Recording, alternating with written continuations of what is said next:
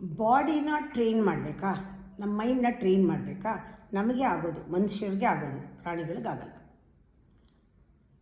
Emotional ಆಗಿ ನಮ್ಮನ್ನ ನಾವು ಟ್ರೈನ್ ಮಾಡ್ಕೋಬೋದು, ಬಾಡಿನ ಟ್ರೈನ್ ಮಾಡ್ಕೋಬೋದು.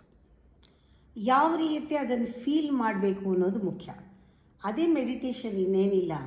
ಫಸ್ಟು ನೀವು ದೇಹಕ್ಕೆ ಫೀಲ್ ಮಾಡಬೇಕಾ? ದೇಹದಲ್ಲಿ ಸ್ವಲ್ಪ ಹೊತ್ತು ಇರಬೇಕು. ದೇಹದಲ್ಲಿ ಸ್ವಲ್ಪ ಹೊತ್ತು ಇರಬೇಕಾದ್ರೆ ಒಂದು ಕಡೆ ಕೂತ್ಕೋಬೇಕು. Feel the body. ನಿಮ್ಗೆ ಎಂಥ ದೇಹ ಬೇಕು? ಆರೋಗ್ಯವಾದ ದೇಹ ಬೇಕು. ಸ್ವಲ್ಪ ಹೊತ್ತು feel the future of the body.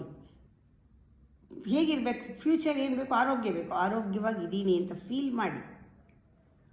ನಿಮಗೆ ದೇಹ ಎಷ್ಟು ಆರೋಗ್ಯವಾಗಿ ಇರಬೇಕು ಅಂತಿರುತ್ತೆ, ಎಮೋಷನಲಿ ಅದನ್ನು ಫೀಲ್ ಮಾಡಿ.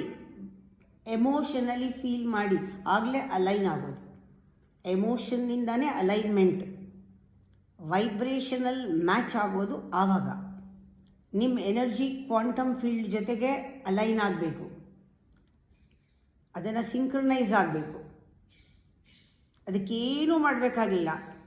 ನೀವು ಎಲ್ಲಿಗೂ ಹೋಗಬೇಕಾಗಿಲ್ಲ, ಎಲ್ಲಿಂದನೂ ಅದು ತರಬೇಕಾಗಿಲ್ಲ. ಆರೋಗ್ಯ ಒಂದು ಸತಿ ಕನೆಕ್ಟ್ ಮಾಡಿದ್ರೆ ನೀವು ಆರೋಗ್ಯನ ಡ್ರಾ ಮಾಡ್ತೀರ.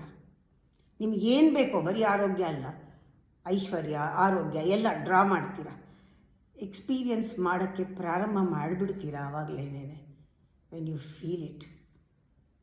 ಫೀಲಿಂಗ್ ಬರದೆ, ಎಮೋಷನ್ಸ್ ಬರದೆ, ನಿಮ್ಮಲ್ಲಿ ಅಕಾಮ ಪ್ರೇಮ ಆಗದೆ, ಪ್ರೇಮ ಭಕ್ತಿ ಆಗದೆ, ಭಗವಂತನ ಹೆಸರು ಹೇಳಿದರೆ ಪ್ರಯೋಜನ ಆಗಲ್ಲ. ಭಕ್ತಿಯಿಂದ ಹೇಳಬೇಕು, ಕೃಷ್ಣ ಅಂತ ಭಕ್ತಿಯಿಂದ ಹೇಳಬೇಕು. ಫೀಲ್ ಮಾಡಬೇಕು. ಅದು ಹೇಳಿದ್ರೇ ಮೈ ರೋಮಾಂಚನ ಆಗಬೇಕು. ಅವನ ಬಗ್ಗೆ ಮಾತಾಡೋದಲ್ಲ, ಅವನನ್ನ ಫೀಲ್ ಮಾಡಬೇಕು.